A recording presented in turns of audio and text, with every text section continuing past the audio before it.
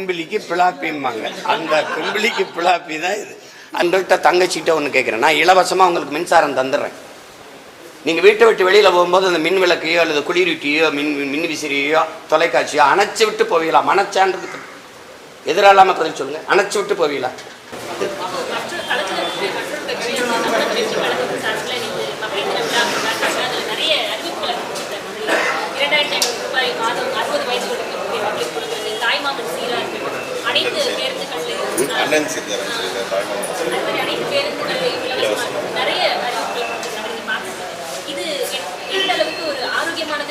இல்லை அண்ணன் வந்து இந்த மாதிரி முறையை நான் வந்து வெறுக்கிறேன், அருவருக்கிறேன்.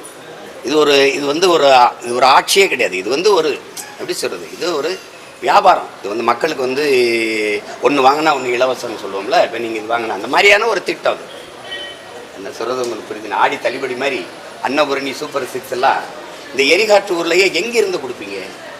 6 ஊரில் கொடுப்பீங்க. அதில் ஒரு நீங்கள் வாங்கி தான் கொடுக்கணும். அதில் இழப்பீங்க. அதில் எத்தனாயிரம் கோடி இழப்பீங்க?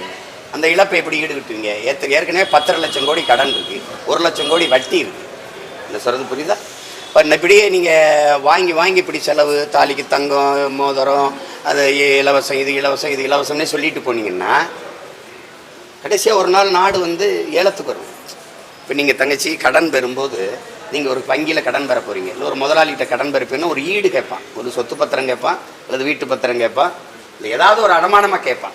நீங்கள் எதை அடமானமாக வச்சு பெறுவீங்கன்னு எனக்கு சொல்லுங்கள். ஒன்று என் மண்ணின் வளத்தை வைப்பீங்க, நாட்டு நிலத்தை வைப்பீங்க, மக்களின் நலத்தை அடமானம் வைப்பீங்க, மக்களில் நீங்கள் வரியாக எடுப்பீங்க. இப்போ நீங்கள் கடந்த இந்த திமுக ஆட்சியில் மட்டும் 3 முறை மின்கட்டணம் உயர்ந்துட்டா இல்லையா? சரி, தவிர்க்க முடியாத ஒரு பயன்பாடாக இருக்குல்ல மின்கட்டணம். அப்போ அத்தியாவசிய பொருள் தேவையினுடைய இதில் வரியை ஏற்றிடுறீங்க, சொத்து வரியை ஏற்றிடுறீங்க. அதை ஏற்றிட்டு கணக்கில்லாமல் ஏற்றி சகிக்க முடியாத வாழ முடியாத நெருக்கடிக்கு தள்ளிட்டு ஒரு 1000 ரூபாய் கொடுத்து அதை மறைக்க பார்க்குறீங்க. இது சரியான ஆட்சி முறையான ஒரு அறிவு சமூகம் வந்து சிந்திக்கணும்.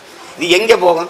இவர் 2000 கொடுக்குறேங்கிறாரு, இவர் 2000 கொடுக்குறாரு, நான் வந்து 2500 ரூபா கொடுக்குறேங்கிறது. இது வளர்ச்சியில் எடுக்கிறதா? ஒரு நாடு கடன் வளர்ச்சியவே வளர்ச்சின்னு கட்டமைக்கிறது எப்படி இருக்கிறது? அது எந்த மாதிரியான ஆட்சி முறை? இது நல்ல நிர்வாகமா? இது தூய நிர்வாகமா? எப்படி நிர்வாகம்? தங்கச்சி இப்போ நான் இப்படி கையேந்துறேன், பிச்சைன்னு சொல்கிறீங்க. நாடே கையேந்தினா எப்படி அது பிச்சை இல்லாமல் இலவசமாகும்? இப்படி கொடுத்துக்கிட்டே போகிறோம். 10 லட்சம் கோடி, அப்புறம் 15 லட்சம் ஆகுது, அப்புறம் 20 லட்சம் கோடி ஆகுது. இப்போ 1 லட்சம் கோடி வட்டி, 2 லட்சம் கோடி வட்டி ஆகும்.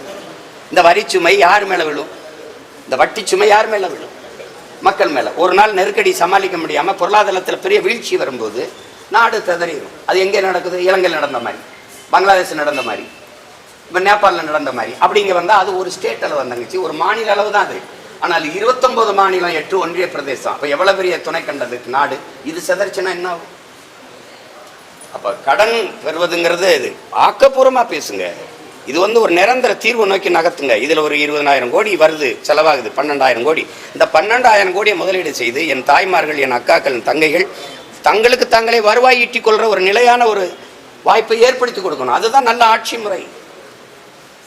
படிக்க போகிற பெண்ணுக்கு 1000, படிக்க போகிற தம்பிக்கு 1000, வீட்டில் இருக்க அம்மாவுக்கு இப்போ 2000 கொடுக்குறீங்க. படிக்க நீங்கள் போகும்போது 1000 கொடுத்துறோம் தங்கச்சி, படிச்சுட்டு நின்றுட்டிங்களா 1000 கொடுப்பாங்களா? அப்போ அந்த 1000 ரூபாய்க்கு நீங்கள் என்ன பண்ணுவீங்க? அப்போ படிச்சுட்டு நிற்கும்போது வேலை கொடுக்கணும். புரியுதா உங்களுக்கு? அப்போ அதனால இது வந்து கொடுமையான ஆட்சி முறை. இது மக்களை ஏமாற்றுவது. இது வந்து இந்த மாதிரி ஒரு திட்டத்தை வந்து சொல்லும்போது அது சரியா இல்லை. இது வளர்ச்சின்னு வார்த்தையை வச்சுட்டு ஒரு இனிப்பு பசப்பு வார்த்தைகளை சொல்லி கடனை பெற்று தற்காலிக தேவைகளை பூர்த்தி செஞ்சுக்கிட்டு நிவர்த்தி செஞ்சு அதை மட்டும் சரி செஞ்சுக்கிட்டே போகிறது வந்து சரியில்லை. இவர் போன தடவை 1000 கொடுத்தாரு ஐயா ஸ்டாலின். இவர் வந்து ஐயா எடப்பாடி வந்து நான் வந்தால் 2000 கொடுக்குறேன்றார். இப்போ அவரும் 2000 சொல்லிட்டாரு. அப்போ நான் வந்து நீங்கள் 2 பேர் 2000மா, நான் 2500. இப்போ எங்கள் அண்ணன் பாண்டியராஜன் படத்தில் ஒரு ஏலம் விடுவாங்க, நம்ம ஐயா பயில் வாங்குறாங்கன்னா அதெல்லாம் உட்காந்து 2000, 3000, 4000, கடைசியாக பிம்பிளிக்கு பிளாப்பிம்பாங்க. அந்த பிம்பிளிக்கு பிளாப்பி தான் இது. அது எப்போ ஃப்ளாப் ஆகுதோ அது வேற நம்ம காத்துக்கிட்டு இருக்கணும். இது ஒரு கொடுமை தான் தங்கச்சி. இது ஏதாவது சரி பண்ணணும், மாற்றணும். இது என ஒரு இலவசம் பெற வேண்டிய ஏழ்மை வறுமையில் இல்லாமல் என் மக்களின் வாழ்க்கை தரத்தை உயர்த்துவேன்னு ஒருத்தன் சொல்ல மாட்டான். சொல்கிற எங்களையும் கவனிக்க மாட்டான். இதுதான் பிரச்சனையே. சரியில்லை. நீங்கள் அவரே இப்போ 2 கட்சியும் சாராயம் வச்சுருக்கு. என் தம்பி வந்து ஒரு வார்த்தை சொல்ல மாட்டான். நீங்கள் மகளிர் நலன்கிறீங்க, பாதுகாப்பீங்க. சாராய கடையை போதை வச்சுட்டு எப்படி பெண்களை பாதுகாப்பீங்க? எப்படி பாதுகாப்பீங்க? தெருவுக்கு தெரு சாராய கடை வச்சுக்கிட்டு எப்படி பாதுகாப்பீங்க? சாராயத்தை ஒழிப்பேன்னு சொல்ல முடியல, இதை ஒழிப்பேன், மதுவை ஒழிப்பேன். மதுவை ஒழிக்கும் போது ஒழிக்காம சட்டம் ஒழுங்குங்கிறது வெட்டி பேச்சு, அது கேலியான பேச்சு, அது ஏமாற்று பேச்சு. சாராய கடை திறந்து வச்சுக்கிட்டு என்ன சட்டம் ஒழுங்கு இருக்குல்ல? மது போதையில் இருக்கும், மதி மயக்கத்தில் நினைவிழந்து இருக்கிறவன்ட்ட என்ன ஒழுங்கு இருக்கும்? என்ன ஒழுங்கு இருக்கும்? அதை நிறுத்த முடியல, அதை ஒழிப்பேன்னு சொல்ல முடியல. அப்புறம் நீங்க அங்க போய் கரூர்ல போய் பாட்டிலுக்கு 10 ரூபா 10 ரூபாய்னு பாடுனீங்க, 10 ரூபா கூட்டி வித்துட்டாங்க, ஏத்தி வித்துட்டாங்கிறத சொல்றீங்க. சரி, நான் வந்தால் இதை ஒழிப்பேன் அப்படின்னு சொல்லணுமா இல்லையா? அப்புறம்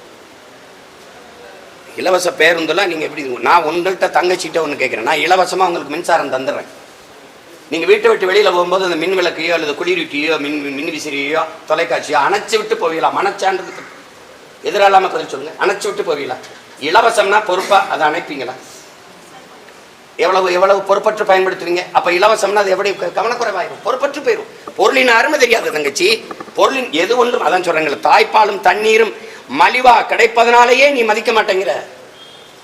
பூமி உன் காலுக்கு கீழே மிதிபடுவதாலேயே அதன் அருமை தெரிய மாட்டேங்குது. நீ மதிப்ப எதை மதிக்கணுமா மதிக்க மாட்டேங்கிற, அதை மிதிக்கிற. நீ எந்த பொருள் இலவசமா இருக்கணும்? அறிவை வளர்க்கும் கல்வியும் உயிரை காக்கும் மருத்துவம் தான் தரமா எல்லாருக்கும் சமமா இலவசமா இருக்கணும். நீ அறிவை கொடு, எனக்கு அதுக்கப்ப வேலை கொடு, நான் பழச்சுக்கிறேன். உயிரை காக்க மருத்துவத்தை தரமா கொடு. நீ அமைச்சர்கள் முதலமைச்சர்கள் எல்லாம் போய் தனியார் மருத்துவமனையில் படுத்துக்கிறீங்க, நாங்க எங்க போய் படுக்கிறது? அரசு மருத்துவமனை, அரசு மருத்துவத்துறைக்கென்று நீங்க ஒதுக்குற நிதி எங்க போகுது? என்ன தரம் உயர்ந்திருக்கு? மருந்தின் தரம், மருத்துவத்தின் தரம், மருத்துவ கட்டடத்தின் தரம், மருத்துவமனையின் தரம் ஏதாவது இருக்கா? ஏன் ஒவ்வொரு அறையும் பிணவர மாதிரி இருக்கு? எப்படி தரம் அங்க இல்ல? தனியார் பள்ளிக்கூடத்தில் இருக்க தரம் அரசு பள்ளிக்கூடத்தில் இல்லையே. ஒரு முதலாளியால் கொடுக்க முடிகிற கல்வியை ஒரு 8 கோடி மக்களால் நிறுவப்பட்ட ஒரு வலிமை மிக்க அரசால் தர முடியல. அரசு தோற்று போகுது, கையாளாம போயிருது. அப்ப அந்த அதிகாரம் யாருக்கு? எதுக்கு இத்தனை கோடியை செலவழிச்சு நீங்க வென்று வரீங்க? இப்ப குறைஞ்சது 3000 கோடி முதலீடு பண்ணுவீங்க இந்த தேர்தலில். வென்று வந்து மறுபடியும் 30-40 கோடி சம்பாரிச்சுக்கலாம், அவ்வளவுதானே, வேற என்ன? மக்களுக்கு சேவைங்கிற ஒரு புனித அமைப்பா இருந்தது அரசியல், லாபம் ஈட்டும் தொழிலாக மாற்றி நிறுத்திட்டார்கள். அரசியல் விடுதலைன்னு வந்த அரசியல் இயக்கங்கள் அரசியல் வியாபாரமா ஆயிருச்சு. திருப்பி இப்ப நீங்க வந்து இதே மாதிரி இலவசம் வந்தா அதை அவங்க செஞ்சாங்க, இதை செய்யறாங்க. அதுவே சமாளிக்க முடியல. இந்த 5 ஆண்டுகளை மட்டும் 4.5 லட்சம் கோடி கடன் வாங்கியிருக்காங்களா இல்லையா? 4.5 லட்சம் கோடி கடன் வாங்க, இன்னும் 10 லட்சம் கோடி கடன் வாங்க. ஆனா இந்த நலத்திட்டத்தை நிறைவேற்றி இருக்கிறீர்கள்னு நான் அந்த அதிகாரத்திட்ட கேட்கிறேன். அருமையான கல்வியை கொடுத்துட்டேன். குறைஞ்சபட்சம் சிங்கப்பூர் 3வது இடத்துல இருக்கு உலகத்தரத்தில். ஃபின்லாந்து இப்போ முதல் இடத்துக்கு போயிட்டான். தென்கொரியாவே 2வது இடத்துக்கு வந்துட்டான். சரி, நான் அந்த இடத்துக்கு கொண்டு போயிட்டேன். பிள்ளைகளுக்கு அருமையான கல்வியை கொடுத்துட்டேன். ஒரு அறிவு சமூகமாக உருவாக்கிட்டேன். தரமான சாலை இல்லை போக்குவரத்து, தடையற்ற மின்சாரம், உற்பத்தியில் மின் உற்பத்தியில் தண்ணீரை அடைஞ்சிட்டேன். மின் தட்டுப்பாடுன்னே கிடையாது. அப்படி ஏதாவது இருக்கா தங்கச்சி? அப்படி ஏதாவது இருக்கா? சாதாரண குடிமகன்ல இருந்து பெரிய எவனா இருந்தாலும் ஒரே மாதிரி தரமா நாட்டின் முதல் அமைச்சருக்கு என் மருத்துவமோ அது சாதாரண மகனுக்கும் மகளுக்கும் கிடைக்கும். அந்த அளவுக்கு தரம் வந்துடுச்சு. அப்படி ஏதாவது இருக்க? தவிச்ச வாய்க்கு தண்ணி கொடுக்க முடியுதா? தவிச்ச வாய்க்கு தண்ணி கொடுக்க முடியுதா அரசால? தனியார் முதலாளிகிட்ட வாங்கி குடிக்க வேண்டியது. நீ என்ன பண்ற? அரசுக்கு கிடைக்காத தண்ணி அவனுக்கு அப்போலோ கிண்லே மினரல் அவனுக்கு எப்படி கிடைக்குது? ஏப்ரல் மேலே என் ஆத்தால பண்ண குடத்தை வச்சுக்க நிற்கும் போது அவன் மட்டும் போன் அடிச்சா கொண்டாந்து கொடுக்குறான், அவனுக்கு எப்படி தண்ணி வருது? இந்த கேள்வி வருமா வராதா? இப்ப யாருக்கான நாடு, யாருக்கான அதிகாரம் கட்டமைக்கப்படுது? எனக்கு கடன் கொடுக்குறவன் எதை வச்சு கொடுப்பான்? இப்ப நான் 6000 இப்ப 1 லட்சம் கோடி கடன் பெறேன், 50,000 கோடி எதை வச்சு கொடுப்பான்? அவன் சொல்றதுல கையெழுத்து போடணும். அவன் வந்து இங்க மீத்தேன் எடுக்கிறேன்பா எடுக்கணும், இங்க ஈத்தேன் எடுக்கிறேன்பா கையெழுத்து போடணும், இங்க மெட்ரோ போட்டுக்கிறேன்பா போடணும், அவன் இங்க ஏர்போர்ட் கட்டும்பாங்க கட்டணும். அப்ப அவன் சொல்றதை நான் கேட்கிற வேலையால தானே இருப்பேன். நான் எப்படி மக்களுக்கு தலைவனாக இருந்து சேவை செய்வேன்?